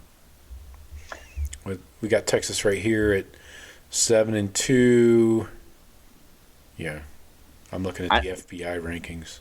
I think Louisville's. I think it's either Louisville or Oklahoma at 11. I think Texas Tech's ahead of them, and Notre Dame for sure is. Ole Miss for sure is. So right now, I think you got to go with 4 SEC teams, right? 1, 2, 3. I think 4. I got 3 4. Big Ten. Yep, that's what I got. Yeah. Ole Miss is going to be in there. Ole Miss will be in the top 12. I don't know the rest of the schedules for that SEC, so some of these guys got to cannibalize each other, I'm thinking. Right. Oklahoma's got ranked. Oklahoma's loaded. The Oklahoma schedule is nasty the rest of the season. Oklahoma's done. Yeah, they're cooked. I think Bama this week, A&M plays actually. Look at A&M's schedule. That was the lightest schedule. I mean, SEC. Right. And then they end with Texas, which should end Texas's hopes. That's at Texas, though. That's interstate rivalry. They got Missouri, South Carolina. Ole Miss has Citadel, Florida, and Mississippi State left. So they're in. Ole Miss is in. They might take another loss. Not in the regular season. Not exactly, solid dude. And Notre Dame's gonna get benefit of the doubt. Well, yeah, because they're independent. You got to have them in. Mm-hmm, of course. Unless they take a third loss. Nah, I don't see that. I don't see that either. The Navy, USC. Oh, they don't have USC. They already beat USC. They already beat USC. Let's see. Yeah. Oh, well. I'm going to go basically whatever the AP says for the most part because that's the only poll in front of me. Buckeyes, losers, Oregon, those are your 3 Big Ten teams I can only pick out right now. SEC, I got to go with 4, A&M, Bama, Georgia, probably Ole Miss. I can't get Oklahoma in there. With 2 losses. They're going to have more than that, too. I think Louisville might supplant them in that ranking. Even still, I wouldn't put them in right now today without even looking ahead. Then you got, so that's 7 teams. I think BYU has to be your Big 12. And then your group of 5 probably has to be... Jesus. Oh, ACC. Did I do an ACC? I didn't do an ACC yet. It has to be Louisville. Does it? Virginia's sitting 12th at 8-1. 5. They're still undefeated in conference. 5-0. I don't like Louisville. I don't like Louisville or Virginia, but one I of don't those like two. that whole conference. I don't like the way you people operate. Man, I don't like the way they play football over there. I'll go Louisville over Virginia. Yeah, I'll take them as the one single ACC team, not two. So whoever the ACC champ happens to be would play out in my poll. So what's that, like 9? I need 3 more. Texas Tech gonna hold on. There's garbage in here. There's nothing that turns me on. Vandy, no. G-Tech, no. Miami, no. Utes coming on strong. Hey, Big 12. BYU with Texas Tech are next weekend. Next Saturday at noon. Right. BYU and Texas Tech. I'm trying to get another Big Ten team in here, actually. It's got to be USC, the Cheaters, or Washington. Now, what if Washington upsets Oregon Iowa. at the end of the year? Well, that really fucks Oregon. Iowa too. Iowa should be ranked. Iowa's got 24 in the coaches. Iowa's got Oregon this weekend. So, Iowa's got it. They'll have a chance. They'll have a chance. But and if then they beat Oregon, then Oregon's gonna, How about Texas moving up 7 spots after beating Vandy? I hope Oregon does lose. I hope everybody fucking loses. I hope the Big Ten championship doesn't mean shit, and the loser of that game still gets a 1 seed. Mm-hmm.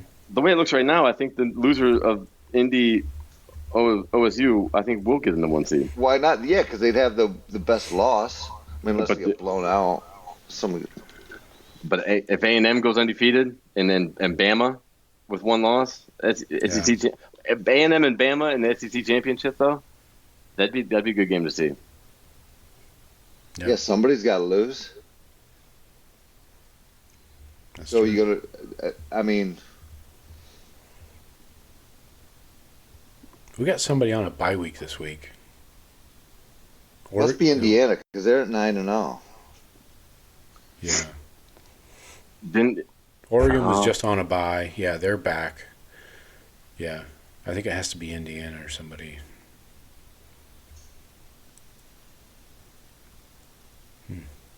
Yeah. I don't know, man. This hurts my brain. Yeah, Texas Tech, BYU, that shit's gonna get figured out. And it's what do you predict, Louisville or Virginia? Look at how far these two SEC teams jumped up. Oklahoma and Texas both went up 7 spots. The SEC. It just means Tennessee dropped 9. Vandy dropped 6. That's a bit much. But here's the thing: looking at this, if you look at those rankings, who are you going to put ahead of those guys? Ahead of Vandy or ahead of Texas? Either. It's not like you got a bunch of quality teams below them. I think USC and Michigan are better than both those teams. Ooh. Texas, the way Texas looks right now, how much credit? I mean, it's like, how much credit do you give them for beating Vanderbilt? What do you think of Vanderbilt? Now, does the committee think that? Well, does the committee? I mean, we don't, but I do. I thought Vandy's playing good football. So I mean, I watched they're good. Games. The reason they moved Texas up 7 spots is because they gave Vanderbilt a lot of credit. They liked Vanderbilt, so they thought it was a big time win. Vandy was ranked 9th. I mean, and earned 9th. Exactly. Now, you said they earned the 9th ranking, or they were ranked 9th? Two different things. They earned it. Okay. So all right. So yeah, SEC Honk Sean says big time win by Texas over previously 9th ranked Vanderbilt. Now, if I was in the committee, I would not give Vanderbilt that much credit. So I would say Texas still is not showing me shit, but they're right there at the doorstep at 13, 7-2, 2-2 in the conference. There's a path for Texas. They beat and Georgia can be beat. They can beat Georgia. There's a path for everybody. I mean, in that top 20 5, basically. That's why I said the SEC sucks. There's a path for everybody to win that conference. It's going to be probably A&M versus Bama for the championship. What's your hang up with that? I'm not impressed by those teams. I saw A&M play against LSU. I mean, how much credit do you give LSU? A&M looks like a real team, though. They look like a legitimate threat. They do. But if the SEC sucks from top to bottom, how do you give them any credit? Well, Joe, you can't just say blanket the SEC is trash. Like Florida sucks, Arkansas sucks, LSU sucks. That's the schedule. That's who they played. Mississippi State, Auburn. If they're ranking 9 or 10 teams of the SEC in every top 25 all season long, they're not going to just say, you know what? They do all suck. Fuck them. We need 6 from the Big Ten. I say fuck them. Your opinion is as valid as Sean's opinion. No, it's much more valid. So, it's nonsensical is what it is. Talk about a soft-ass schedule. Look at this A&M schedule. Shit. Give me this schedule every year. 10th ranked TSA, Utah State, Notre Dame, Auburn, Mississippi State, Florida, Arkansas, LSU, Missouri, South Carolina, Samford, Texas. 2 ranked teams on that conference. They've got a better win than we do. I would say Notre Dame's a better win than we've got. But we beat the number 1 ranked preseason ranked team in the country and the number 2 ranked preseason team in the country. So what? And you know what? And that's the thing. The committee's going to paint themselves into a corner if they are not giving us credit for beating Texas, but then giving Texas credit for beating other teams. You know what I mean? Like they can't go both ways there. Like, are we getting credit for beating Texas because Texas has now turned the corner and now looking better than they did, the first 4 weeks of the season? Well, they weren't. So you're saying you ranked them preseason 1, that we beat them? No, they're not actually that good. But then they started winning, and you're like, oh, actually they are good. Yeah. But then they lose to Florida in the middle of that stretch. Right. So I mean, the committee's going to end up talking out of both sides, which is nothing uncommon. I mean, they struggled to beat Kentucky. Yes, by a field goal. Very much, yes. So, I mean, what are we even talking about? That SEC is garbage. That's what I'm saying. I'm not getting snowed by the fucking hype train. I wish you were on a committee, Joe. I wish you were. Who's the committee chair this year? Do we know? Do we know who the committee chair is? Who's the guy? It's not that cocksucker from Michigan. It's Ward Manuel. Yeah. But they picked out a new cocksucker. They're gonna be talking out of both sides. They're gonna get caught in a somebody, maybe Galloway or somebody's gonna interview them and put their fucking feet to the fire because they're gonna talk about. I predict us not being number 1. I predict us being number 1. I think it'd be. Are you kidding me? I feel we should be. We've got 2 Heisman kids on our team. We're the reigning champs. If we're not 1, it's kind of a slap in the face, in my opinion. But yes, I could totally see it. That's what I'm saying. I'm going off what I think we're going to see. So I almost hope I see it because maybe Ohio State needs that slap in the face, get them really pissed off. Yeah. Yeah, get Ryan Davis something to prove. So, like, I was listening to, I think it was 97.1 out of Columbus today. They had Chris Vanini on. He's a national college football writer. And he said that he actually pressed the CFP committee to find out what metrics, where are they getting these metrics for strength of schedule that are a new component to their I listened to it today too, Joe. The poll system and their model. So they could not answer it's strength of schedule and strength of record. Very two different things, right? So they could not tell him, or would not tell him maybe, I don't know. Would not. What these metrics are and where they're getting their information from. There's a lot of different, there's Jeff Sagarin that's been out there for decades doing strength of schedule stuff. You got the FPI on ESPN, Bill Connolly stuff. And I say the reason so many different metrics that they call themselves strength of schedule. And they won't tell him, Joe, because they're making matchups. They're going to make TV shows. Yeah, that's why they won't tell him. That's why he's not getting an answer that he wants. Yeah, I think that's totally it. And no, because there's still human weight to it. Because they're going to say, like, well, this was really a great win here. And there is no metric for that. Right. It's not objective. It's opinion based, which is still the problem. Where's our guy Gary? We got to get Gary back on here. He needs to talk about this shit. Hell yeah. We haven't talked to him in years. Not since we played Georgia. I don't care that it's opinion based anymore. I cared it was opinion based when there was 2 or 4, but I don't really give a shit anymore. Give me the for BCS. the 12 for the 10th, 11th, 12th spot. Be lucky you got in. Take me back to the You don't BCS deserve days. it, Bob. Let's go 12 team with the BCS system.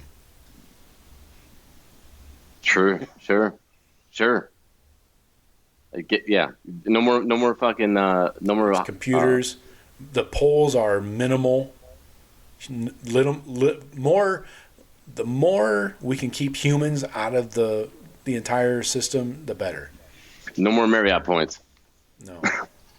No white table. Then you have to go back to running it up and stuff. No, it's still 12 teams. But yeah. Use a different you system. Need style points. Score differential. That'll always be. Take that out of the equation. Take that out of the equation because I don't think that's a good evaluator anyway. Well, there's no way you're gonna be able to get this committee to hey committee, come up with a way that you guys aren't needed. They're not doing that. AI. Yeah, we are needed. AI has negated you. That's all. I don't want AI doing anything. We're definitely not picking my fucking top 12. Computer's gonna run this world anyways.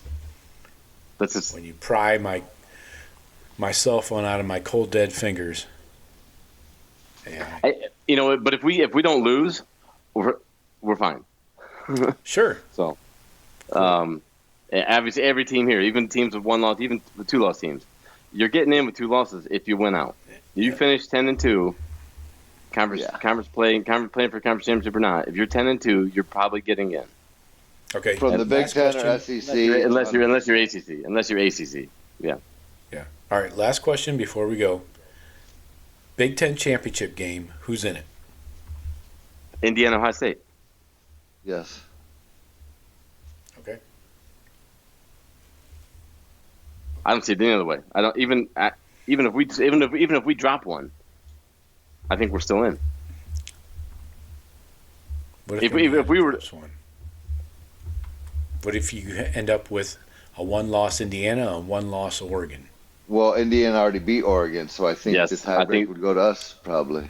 The tiebreaker would go to Indiana over. Yeah. Yeah, the tiebreaker. Yeah, that's. Okay. Now, if our 1 loss and Indiana's undefeated, and Oregon's got 1 loss, I don't know. I don't know how that's determined. I don't know what the next tiebreaker is. Rock, paper, scissors. I honestly though, I don't know why the fuck we are not playing Oregon every year. That's what the SEC does. The SEC plays their big schools. They put them on the schedule. We're not playing USC. We're not playing Oregon. How do you guys feel about not playing Penn State for 3 years? 3 years, really? Yeah, 2028. They probably. That's why they did this. They probably were smart to do what they did. Get us out of. That's a James Franklin thing, right? Yeah, clearly. Sure. I'm sure he had a lot of influence in that. James, not playing us for 3 years, James Franklin could have milked 3 more 10-win seasons easy. Sure. How many of those seasons could he evade Michigan too? Except this year. Well, what if he went 10-2 and one of the losses wasn't to us? How pissed would the fucking Penn State fans be then? Yeah. Well, as long as he can avoid Oregon, Because weren't they making USC and them a rivalry game? Are they play? Do they play every year? No, Penn State's unrivaled. Unrivaled. Oh, just because USC has UCLA already. Why we have not played USC yet is beyond me. Why Oregon and USC should be playing each other every year. Why are all the West Coast teams not playing each other every year? Why are we not playing the top of the top every year? I don't fucking understand any of that. I mean, we had a heck of a schedule coming in. We're playing Texas and Penn State. We're playing 1 and 2. Yeah. And they just both turned out to be, well, one of them's absolute dog shit. The other one has some hope. They're gonna try like hell to get Texas in the top 12. I mean, Texas has to if Texas wins out, they will put Texas in gladly. Oh yeah, if Texas wins out, they will. But that means they beat A&M at the end, and then Stop. They might have earned it then. Get those logos in there. That's what they want. Get those fucking logos in there. They're making TV shows, ratings. Notre Dame. Give me your Notre Dame. But then you'd have 5 SEC teams in. Well, look at Texas. I mean, they want the U to be there. They would love USC to win out and get in there. You see the fucking. That's why I'm trying to figure out ways to get more Big Ten teams in, like USC, Michigan, and Washington. These guys. Michigan's only getting in if they beat us. Yeah, and they will get in if they beat us. A 3-loss Big Ten team has no chance. A 3-loss SEC team, that the narrative has already started. So our 9-3 is better than your 11-1. Yep. Yeah. So. Yeah. They're setting the table. Oklahoma. Yeah. For example, 9-3, they could get in. If Oklahoma finishes 9-3, I'll be surprised. I see them 8-4. Yeah, but yeah, I mean, they're setting the table for a 9-3 SEC team for sure. Mm-hmm. Yeah. I don't know. There's still a lot of football to be played, and a lot of upsets to happen yet. Hopefully. Well, when you I love it. I schedule, hope they all keep losing. Right. When you cushion your schedule with the, FCS team there at the end of the season, it helps your November. We did play Grambling. Hey, Oregon schedule. Next week at Iowa. Week after that, you got Minnesota at home. Week after that, USC at home, and then they finish at Washington. Oregon can drop 1 or 2 of those. Could. Yeah. Iowa is no joke, man. I'm telling you. And Iowa has an offense this year. At Iowa. Yeah. Ooh. Yeah. Oh, Oregon don't know nothing about that. Fucking Kinnick with the pink locker rooms and the heat. And well, Iowa City, man, that fucking stadium sucks. Oregon's gonna not enjoy that. Yeah. Then SC. Yeah, I could see Oregon. I would love to see Iowa. That fucks up my whole plan of getting the old Heisman odds a bit. That fucks up my whole plan of getting 4 Big Ten teams in, because that basically kicks Oregon out and puts Iowa in. Yeah. Right, but then we still got to rely on USC and Michigan to somehow jump up like 15 spots almost. Michigan, there's no way Michigan would get in because they had 3 serious games and they lost all 3 of them. Right. Yeah. So Washington, they got to beat Oregon, otherwise they're out. Yep. USC schedule remaining. Iowa at they USC. Can't take a loss. If they take a loss, they're out. So yeah, USC's got Iowa at home. They got UCLA and Northwestern, and then Oregon. So USC's got 2 big. They beat Iowa and Oregon. USC was going to look good. But you're just trading. You're just trading one for the other. If USC makes it, Oregon won't. Yeah. All right. So we're not getting more than We might get 4. We might get 4, but I'm expecting us to get 3. Yeah. All right. Fuck it. Who knows? We'll find out, and then we'll just go fuck ourselves. Anyway, I got nothing else. What about our scores for Purdue? Oh, forgot about that. Hey, we're playing a game next week, aren't we? 1 o'clock. There is a What's football Lafayette? game. There will be one more game. Let's see. Let me get a spread and a total here for you quickly. Hey, Purdue played Michigan to the fucking end of the game. They played them tough. They did. They did. That was that's why I was banging on Michigan so hard earlier. Let's see. This is a noon game. No, 1 o'clock. Local. Is it a noon to everybody else? It's 1 o'clock to Eastern. It's West Lafayette's in the Central. I don't know. Oh, fuck. It is 1. It's a 1 o'clock game. 29.5 over under 48. Jeff, what do you got? Jesus Christ, 29.5. I don't know. That's a huge ass number. 42-6. 48. Wow. 42-6.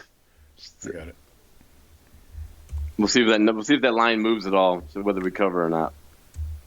All right. I don't know. I 42-6. First number that came ahead. Sean, what do you got? I think the D's pissed off. I think they're going to go for their third shutout. 45-zip. Would love to fucking see that.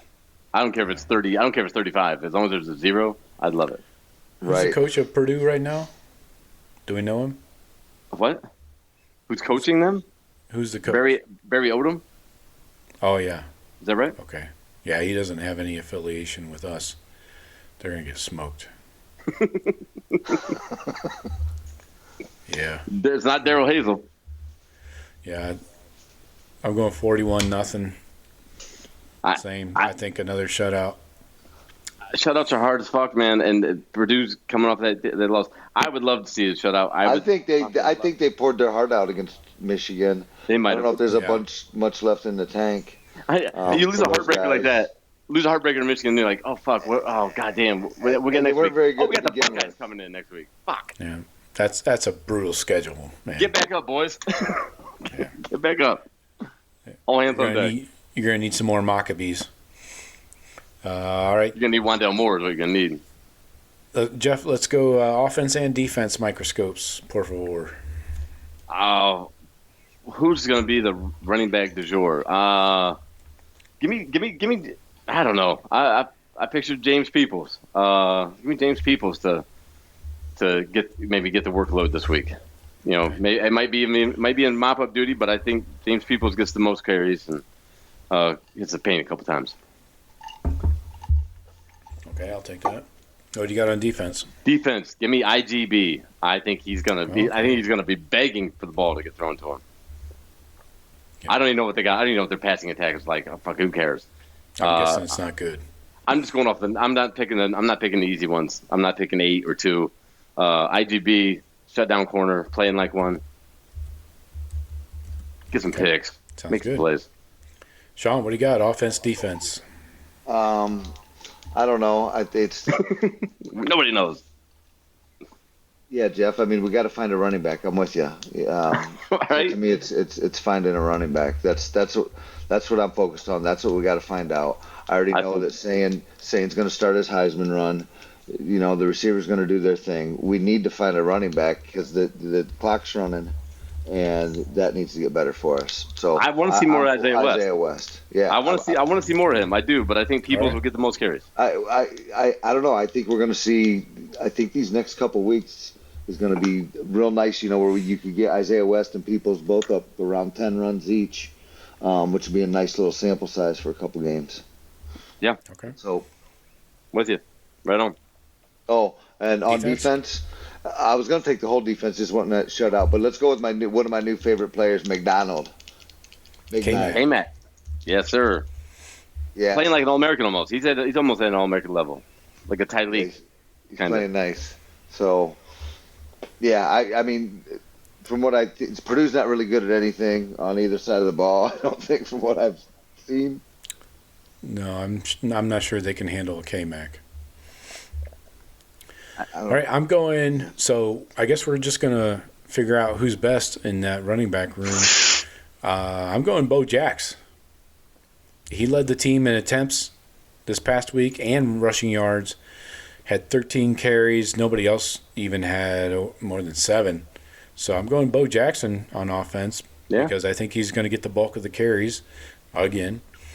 And then on defense, I think Kenyatta has found himself. I think he's found a little groove here, and I think we might see Kenyatta continuing to dominate. And what better than a Purdue offensive line in front of you? So I think Kenyatta's gonna maybe rack up a couple more sacks and TFLs. So yeah. I gave my score, right? 41-0. Yeah. Yep. Okay. So we got 2 shutouts on the board. Okay. I got nothing else. You guys are good. Boys. I'm good. A nice little 2-hour show. Holy shit. Yeah. I'll talk to All you. right. Peace. All right. Later, Sean. See you, Joe. Sean, appreciate you. Talk to you later. Goodbye.